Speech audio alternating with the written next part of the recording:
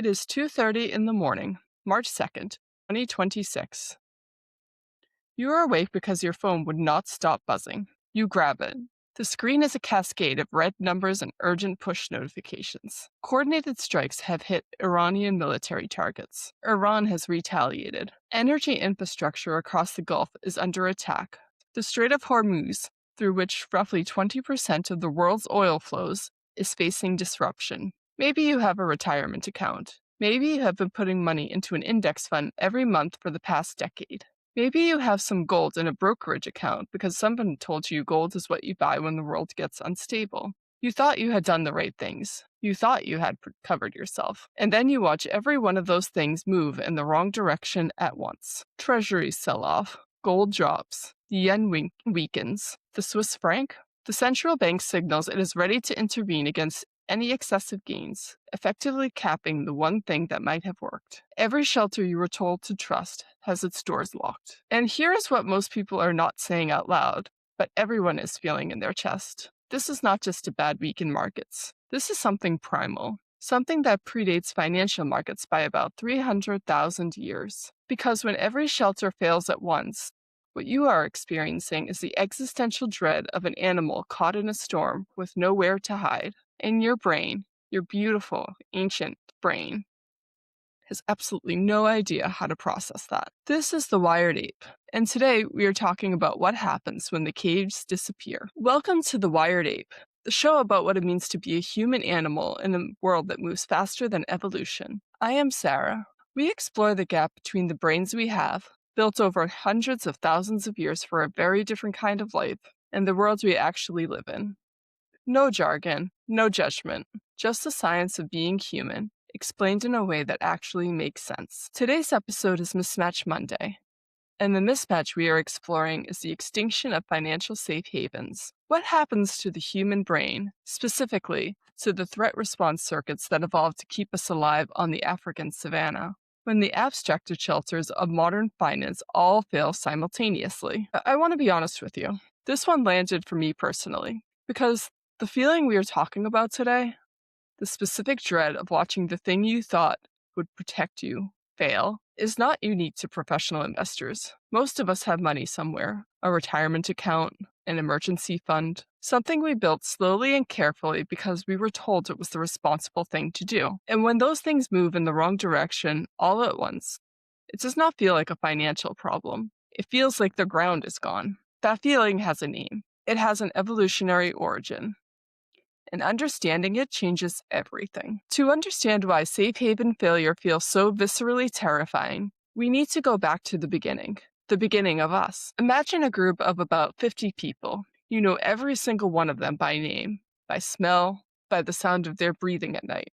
You have never met a stranger. Everyone you will ever interact with is someone you already know. Your home's a landscape, a territory you know like the back of your hand. You know which rocky overhangs offer shelter from the rain. You know which caves stay dry during floods. You know which high ground gives you visibility when predators are near. You know which river crossings slow down anything trying to follow you. For roughly 300,000 years of Homo sapiens' existence, and millions of years before that, across earlier hominid species, one of the primary challenges of survival was finding shelter from environmental threats. This is literally what our ancestors spent enormous cognitive and physical resources doing every single day. Let us trace that in the brain. The amygdala is constantly scanning the environment for danger. When it detects a threat, a predator, a storm, an intruder, it sends an alarm signal through the rest of the brain. The hypothalamus receives that alarm and triggers a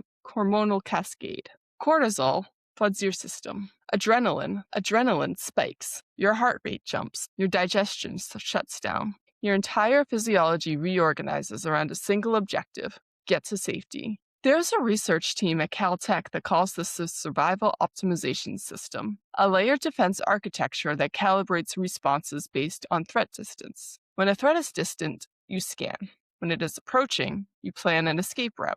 When it is imminent, you execute, fight, flight, or freeze. In ancestral environments, those responses had physical destinations. You ran into the cave, you climbed to higher ground, you crossed the river, you huddled with your group in a defensible position. The entire stress architecture is designed around a cycle: threat detected, shelter sought, shelter reached, recovery. You reach safety, cortisol drops, adrenaline clears, the parasympathetic system kicks in. Homeostasis is restored. There is a study from the Mobs lab at Caltech that found this survival circuitry activates even in modern humans facing entirely abstract threats. The brain does not distinguish between a predator approaching your campfire and a portfolio losing 20% with no hedge holding.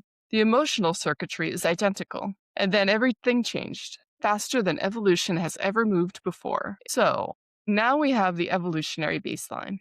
The brain is wired to detect threats and seek physical shelter. The stress response is designed around a cycle that ends when shelter is reached. Here's what happened in March 2026 and why it broke that cycle. On February 28, 2026, coordinated U.S. and Israeli military strikes hit Iranian targets. Iran retaliated. Strikes hit energy infrastructure across the Gulf region. Oil prices surged. The VIX, the Volatility Index, soared to its highest level in 3 months. In a normal crisis, the playbook runs like this. U.S. Treasuries rally as investors flee risky assets for the perceived safety of government debt, pushing yields down. Gold surges as the ultimate non-sovereign store of value. Nobody's liability, nobody's political risk. The Japanese yen strengthens because Japan runs a current account surplus and investors unwind carry trades during risk-off events. The Swiss franc strengthens because Switzerland is politically neutral and structurally stable.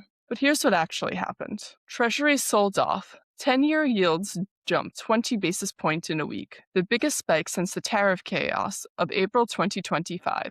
Investors were selling the asset literally marketed as the world's safest during a geopolitical crisis. Because the oil shock triggered inflation fears, and inflation is the mortal enemy of fixed income returns. Gold initially surged. Spot gold hit approximately $5,400 an ounce, but then reversed hard, falling 3.5% over the week as the strengthening dollar and rising rate expectations crushed the no-yield metal. The yen weakened. Japan is a net oil importer, one of the largest on Earth.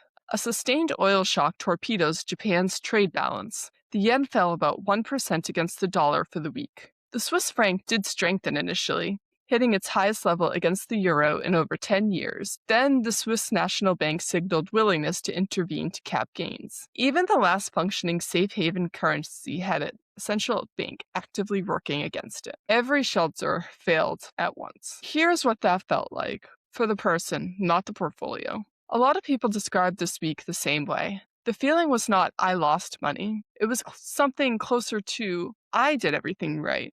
I had a plan. I had a backup. And then the backup failed too. It was kind of like, being told your house was on fire, running for the fire escape, and finding the fire escape was also on fire. So you run to the roof, but the roof's collapsing. So you run back inside, and the stairs are gone. There's nowhere to go. You just sit there, staring at the screen, and your brain stops working. That is the Stone Age brain running a survival program in an environment where the shelters are made of numbers and collective belief, and those beliefs just evaporated. There is research from Kahneman and Tversky, the founders of behavioral economics, that tell us losses are felt roughly twice as painfully as equivalent gains. But that is for expected losses within a predictable framework. When the framework itself breaks, when the thing designed to protect you fails, the pain is qualitatively different. The brain interprets it as the rules of the world no longer apply. There is a psychological framework called attachment theory, developed by John Bowlby, that maps onto this directly. In infant development, the caregiver functions as a safe haven during distress. When the caregiver is unavailable or unreliable, the infant does not just experience sadness. They experience disorganized attachment, a state of unresolved fear without solution. Financial safe havens function as institutional attachment figures for the investor's nervous system. When they fail, the psychological response mirrors disorganized attachment, confusion, hypervigilance, inability to form a coherent strategy, and a collapse of trust in the reliability of the environment itself. That is what happened the first week of March 2026, an attachment rupture. So the obvious question is, Can we do anything about this? Or are we just stuck with a Stone Age brain in a 21st century financial system? What you are experiencing is a civilizational mismatch. Millions of people are running the same program. Ancient humans were not stranger to shelter failure. Caves collapsed. Floodwaters rose. Fires swept through landscapes. The savannah could turn hostile in minutes. The question is how they responded when their primary shelter failed. First, redundant shelters. Ancient humans maintained mental maps of multiple shelter options across their territory: a primary camp, secondary overhangs, tree platforms, water access points. Second, social shelter. When physical environments failed, ancient humans fell back on the group. There is research in social safety theory, developed by psychologist George Slavich at UCLA, that argues forming and maintaining social bonds is a fundamental organizing principle of human behavior. Threats to social safety activate biological stress responses as powerful as physical threats. The group becomes the shelter when physical refuges fail. Third, stillness before action. The survival optimization system identifies the freezing as a strategic response, active information gathering, not paralysis. When threat distance is uncertain and shelter options are unclear, the adaptive response is to stop, scan, and assess before committing to action.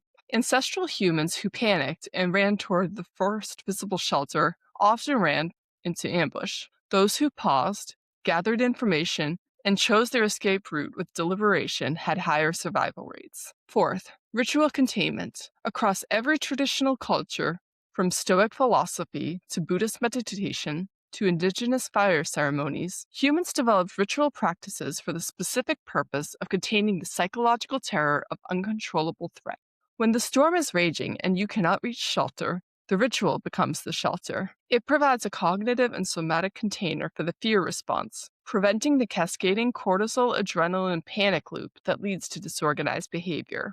The Wired Ape newsletter, Signal Fire, goes out every Tuesday morning with exactly this kind of cross-cultural research. Subscribe at thewiredape.com. It's free. Given everything we just said about how the brain processes shelter failure, what practice actually works with that biology? You need about 10 minutes, a place to sit, a chair, a floor, the edge of your bed. Nothing special. You do not need to be spiritual. You do not need to clear your mind. Step 1. Name the mismatch. Say it out loud or say it in your head. My brain is running a shelter-seeking program.